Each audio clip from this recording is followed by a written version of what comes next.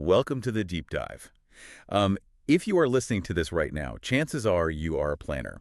You've got a massive professional exam coming up, and you are trying to figure out how to bridge that gap between abstract ethical theories and, what actually happens out there, the messy reality of the field. Yeah, the real world. Right.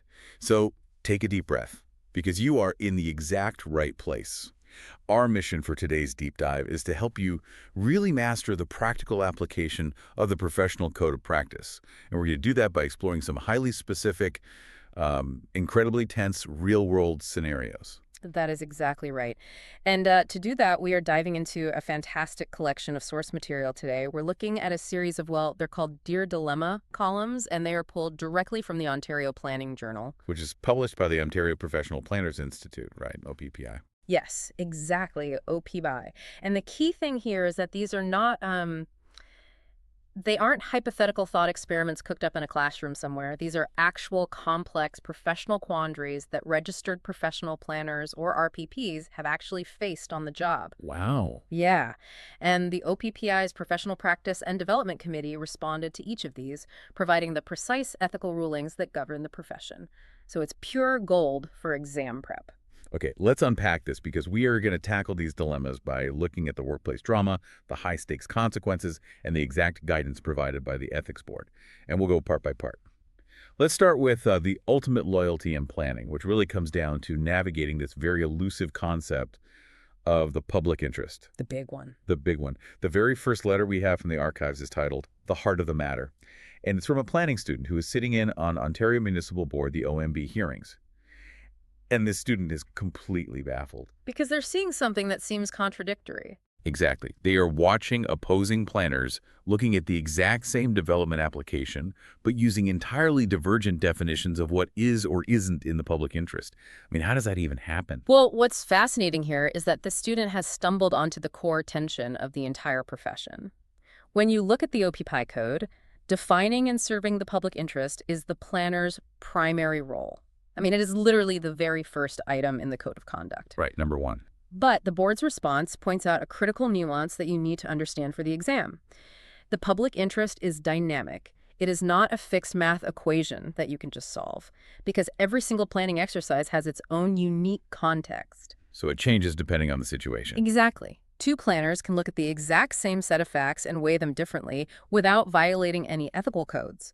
One planner might look at a proposed development and see, an efficient use of resources and public infrastructure, which clearly serves the public interest. Yeah, that makes sense. But another planner might look at that exact same development, see overdevelopment that is deeply disrespectful of the neighborhood's historical context, and argue that that violates the public interest. So it's subjective, but both are practicing ethically as long as they're doing the comprehensive analysis to back up their stance. Precisely, as long as the rigorous analysis is there. Okay, but let's look at a much more intense scenario regarding the public interest, where the right answer isn't just a matter of perspective. This one is titled, Public Interest Takes Precedent.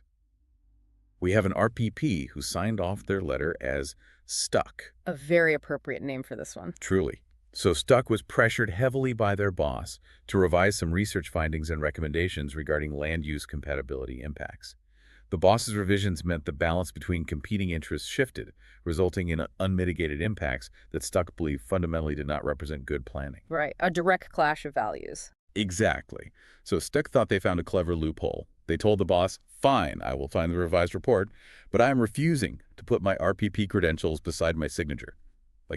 Taking their name off it, essentially. And this is a massive trap. For anyone listening, pay attention to this for the exam.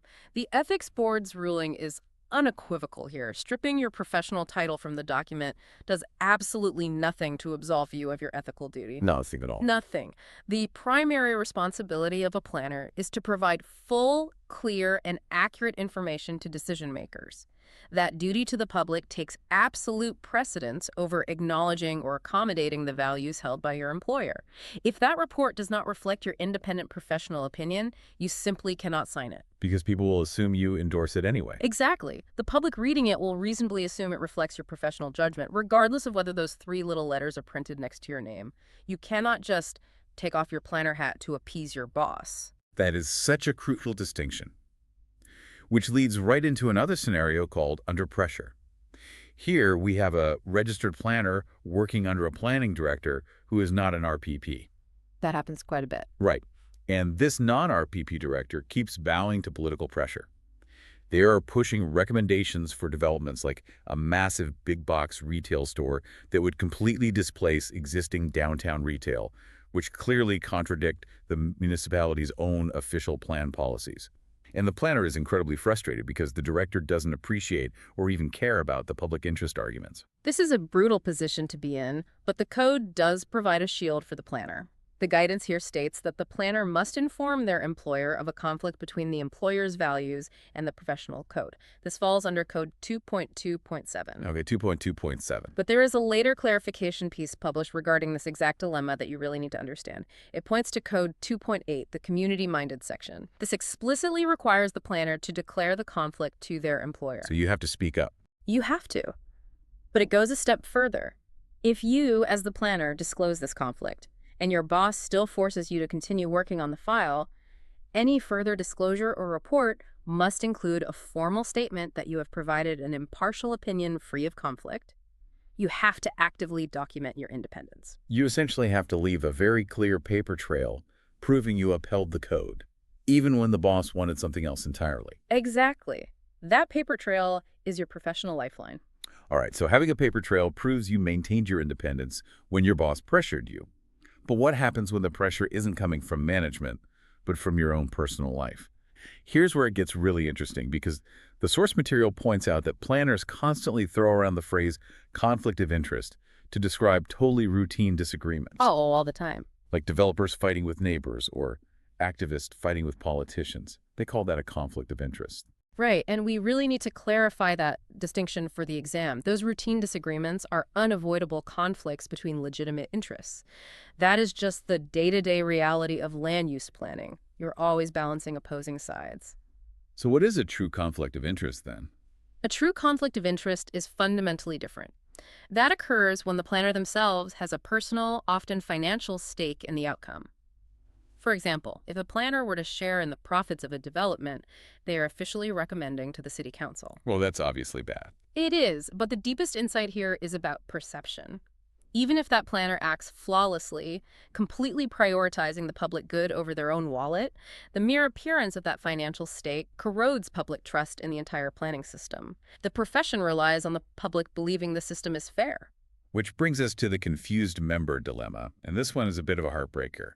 We have an RPP who volunteers with a community advocacy group called Citizens Saving Trees. Sounds perfectly reasonable. Totally normal, right? Planners are generally community-minded people who care about the environment.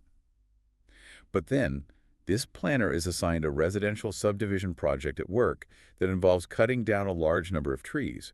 The planner recommends preserving them, the developer refuses, the citizen group stages a massive public protest, and the municipality's management team pulls our planner off the project entirely. Yeah, things escalated quickly. They really did. And the planner writes to the column feeling like their fundamental right to have a professional opinion was violated. But wait, hold on, I have to play devil's advocate here. Planners are citizens too. Don't they have a fundamental right to freedom of speech or to protest on their own time? Why does the employer get to dictate their off-the-clock advocacy? It's a great question, and it raises an important boundary between personal rights and professional impartiality. You can certainly sympathize with the planner's frustration, but the ruling is very firm here. Yes, working with community groups is entirely normal and even encouraged. However, being professionally assigned to a project that your own personal advocacy group actively opposes creates a textbook conflict of interest. Even if they aren't making money off it. Exactly. The code requires members to ensure full disclosure to a client or employer of a possible conflict arising from private activities, and it must be done in a timely manner. The moment that subdivision file landed on their desk, they needed to notify their supervisor about their ties to Citizens Saving Trees. You can't be an advocate and the evaluator simultaneously. A planner absolutely has a right to a personal opinion. But when expressing an opinion professionally, you must be entirely free of conflict so that your judgment is viewed by the public and the developers as truly independent. You cannot wear the activist hat and the impartial municipal evaluator hat at the exact same time on the exact same project. The perception of bias is just as damaging as actual bias. That makes perfect sense when you frame it around the public's trust. Speaking of wearing two hats, we have the advising previous clients dilemma. A planner is hired as a county manager of planning. Prior to this, they were a private consultant. Now, since joining the municipality, they've continued to advise private clients outside of the municipality to keep extra income flowing. A side hustle, essentially. Right. And their municipal work has been taken over by another consultant. They think they're being perfectly fair, but other RPPs are warning them that a complaint to the discipline committee might be coming. They basically want to say to the ethics board, trust me, I can balance both. And the board's response is a flashing red warning light. The trust me approach is highly dangerous for your career. Acting as a consultant within your own municipality is obviously a no-go, but doing it outside simply isn't enough to dispel the perception of a conflict. Because of the influence they hold. Precisely. As a county manager, you have influence at a level where planning decisions could eventually affect those private clients, even indirectly. The OPI Discipline Committee would view this arrangement with heavy suspicion. Their advice to you, if you ever face this in your career, get legal counsel immediately. Don't just wing it. Definitely do not wing it. You need to have a formal two-hat approach meeting to outline contractual arrangements at the very start of your employment. And you have to rigorously question yourself, what is your exact protocol if one of your private clients from outside the community suddenly decides they want to purchase land and do business inside your community? It's a ticking time bomb for your professional reputation. It really is. All right, so managing your own biases is one thing, but what about managing the absolute chaos of the people working around you? Let's talk about dealing with misinformation and incompetence. We have a letter from someone signing off as searching workopolis, clearly having a rough time at the office. Clearly looking for a new job. Yeah. They write about the in a quandary dilemma. 7 months ago, a new planner, let's call him Tom, was hired specifically to process development applications and make recommendations to the city council. The manager thought Tom was a strong candidate. But recently, Tom confessed to his cubicle mate that he actually has 0 development experience and basically stretched the truth to get the job. Oh, boy. The observing planner is horrified because Tom is actively making official recommendations to the council without the appropriate experience. I mean, how does that even happen? You just turn him in immediately and get him fired? It is a shocking scenario, but this is exactly where the code requires very specific escalating action. You don't just immediately hit the nuclear button. The OPPI Professional Code of Practice strictly states that a member shall not perform work outside of their professional competence. Right, that's foundational. So the required protocol here starts with a frank, private discussion with the manager. It is entirely possible the manager is actually aware of Tom's limitations and is actively training him behind the scenes, reviewing his work before it goes to council. That makes sense. Give the manager the benefit of the doubt first. But if Tom is an RPP, and it becomes clear he is breaching the bylaw, specifically Section 3.14 or Section 6.7.3 regarding professional competence, the observing planner is ethically obligated to file a confidential written complaint to the executive director. You cannot just look the other way when gross incompetence is impacting public planning and community development. You have to protect the integrity of the profession, even if it makes the office awkward. But what happens when the misinformation isn't coming from the cubicle next to you, but from a systemic top-down level? That is the misinformed scenario. This is a wild one. It is. A municipality has seen better days, so the local council is absolutely desperate for any development that provides jobs. Developers know this, so they are intentionally misinforming the council to get relief from standard good planning requirements, like basic sidewalks or environmental setbacks. Taking advantage of the desperation. Exactly. Worse, the municipal rules say staff are only allowed to speak at council meetings if spoken to directly. So the developers present bad info, and the planning staff literally aren't allowed to correct the record. To top it off, there is a massive rumor going around the office of actual backroom collusion between the council members and the developers. Should the planner blow the whistle on the collusion? This is a great framework for understanding how to handle workplace chaos. The board divides this into actionable and non-actionable elements. First, the non-actionable ignore the collusion rumors. Just ignore them. Ignore them. Acting on office gossip rather than solid documented information is highly unprofessional and dangerous to your career. You have to focus on the procedure. Your job as an RPP is to provide comprehensive analysis. The council's job is to make decisions based on all the evidence. Right, stick to the facts. If the current council procedures are actively preventing accurate information from reaching the decision makers, you need to lobby your planning director. The actionable goal is to change the municipal procedures so that staff have the opportunity to speak after the developers present their case. This allows you to formally correct the record and identify potential issues that may adversely affect the public interest before a binding vote happens. So, handle the process. Don't get caught up in the gossip. Now, it's one thing to deal with developers spinning the truth, but what happens when the bad behavior is coming from another professional planner? Planners have to work with other planners, and it is not always a friendly collaboration. Far from it sometimes. In the uncertain dilemma, an RPP working for a municipality is dealing with an applicant's planner who is a total nightmare. This opposing planner is rude, abusive on the phone, constantly misses necessary timelines for technical information, and provides completely poorly rationalized arguments. It is delaying the whole application, and the municipal planner feels terrible for the applicant who is paying for this terrible service. Can't the municipal planner just report them to OPPI for being a jerk? It is tempting, and it's a very difficult spot to be in, but the code demands a more measured roadmap. The code demands respect between institute members. It requires objectivity, fairness, and avoiding ill-considered or uninformed criticism of the competence of another member. So you can't just fire off a complaint. Exactly. Before immediately escalating to a formal, career-threatening complaint, the board advises a step-by-step approach. First, you should consult a trusted colleague who knows this planner to get a second opinion on their behavior. Next, you should engage in an off-the-record conversation with the offending planner directly to calmly voice your concerns about the delays and the tone. Give them the chance to fix it. Give them a chance to correct course. However, if you do all that and you are still convinced their behavior is a fundamental breach of the code regarding independent professional judgment or competence, you do have an ultimate obligation to report it to the institute. But you can't just weaponize the code every time you get annoyed or someone is difficult to work with. That is perfectly illustrated in the fairness and consideration dilemma. We have Planner X, who submits the site plan control application to a conservation authority. Right. But the application is missing a critical technical report. The Conservation Authority planner advises that it is incomplete and won't be processed yet. Planner X gets incredibly angry and writes directly to municipal officials complaining that they bent over backwards to work with the authority and that the authority's requests for the missing report were excessive and an abuse of the planning process. Those are strong words. Very strong.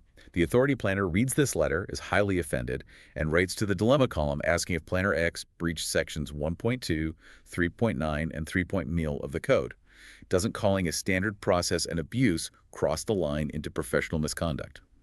If we connect this to the bigger picture, the board's breakdown here reveals the true philosophy behind these rules. The offended authority planner cited Section 1.2, which requires planners to provide clear and accurate information. But the board notes that Section 1.2 is explicitly intended to benefit the decision maker, like the city council. Oh, I see. Since the municipality eventually accepted the application as complete, Planner X didn't breach 1.2. Then there are Sections 3.9 and 3.0, which deal with professional integrity, fairness, and respect among peers. The board ruled that reasonable disagreement is allowed between professionals. Even if it's heated. Even if it's heated. Claiming a process is excessive or an abuse might be unpleasant, and it certainly doesn't foster good working relationships, but those quotes simply weren't severe or malicious enough to constitute a formal breach of the ethics code. The board gently reminds the reader that formal disciplinary action is a profoundly serious matter for all parties involved, and the code should never be used as a weapon just because professional feelings were hurt. So what does this all mean when the tables are suddenly turned? What if you were the one staring down a formal complaint? Let's dive into the reality of facing disciplinary action. We have a letter from someone signing off as the alleged offender. A very stressful letter. Incredibly stressful. This practicing planner spends a lot of time advising local landowners and residents. Often they tell these residents that some of the municipal planning policies are weak, outdated, and should be changed. Their municipal manager heard about this and told them to tone it down. The planner basically said, "No, I am entitled to my professional opinion," and kept doing it. Refusing to back down. Exactly. Well, the employers didn't like that defiance, took it seriously, and filed a formal complaint to OPPI's discipline committee. The alleged offender is writing in, absolutely terrified they are going to lose their livelihood and their status as an RPP. This response from the board is essentially a career survival guide, and it is vital information for the exam and your career. First and foremost, do not panic. The discipline committee isn't a kangaroo court out to destroy careers. It operates under OPI's General Bylaw Number 1, specifically Section 6, and it seeks fair resolution. It's not just an execution. Far from it. Often they're just trying to resolve clashing planning opinions and establish better practice procedures within a group. The source outlines very specific steps you must take if you find yourself in this nightmare scenario. First, communicate immediately with a professional advisor, whether that is a lawyer, a senior colleague, or a union rep. Do not try to handle it alone. Get back up. Second, take the complaint seriously. Do not brush it off or act arrogant. Third, put all your facts in writing and gather every single relevant document, memo, and email to build your timeline. Fourth, seriously consider engaging in without prejudice mediation. As the board notes, sometimes continuing to be singularly firm and stubborn in your opinions is not helpful, and mediation is vastly better than drawn-out confrontation. That makes a lot of sense. De-escalate if possible. Fifth, establish a clear time frame with the committee to resolve issues proactively. And finally, protect your other rights. Do not let the stress of the resolution process overshadow your day-to-day job performance or jeopardize your ongoing job security. It is an incredibly stressful process, but there is a clear procedural way to navigate it and survive. Which brings us to the end of our deep dive into these real-world OPI Dear Dilemma scenarios. If you look at all these cases, from the student confused at the OMB hearing, to the planner fighting for trees, to the alleged defender facing discipline, the common thread is that the Code of Conduct prioritizes the public interest, radical transparency, and your independent professional judgment above absolutely everything else. Precisely. The overarching lesson here is that being a registered professional planner is not just about memorizing zoning bylaws or understanding the technical mathematical rules of land use. It requires a profound amount of moral courage. Moral courage. You have to be willing to apply these ethical rules and stand firmly by your independent judgment, even when your employer subtly threatens you, when community advocacy groups stage angry protests against you, or when politicians push back hard for their own short-term gains. Your ultimate loyalty is to the integrity of the profession and the long-term good of the public. Moral courage. I love that. It is the defining trait of a great planner. So as you continue diving into your materials and prepping for this exam, we want to leave you with one final provocative thought built on today's source material. We have talked extensively today about the planner's ultimate duty to the public interest.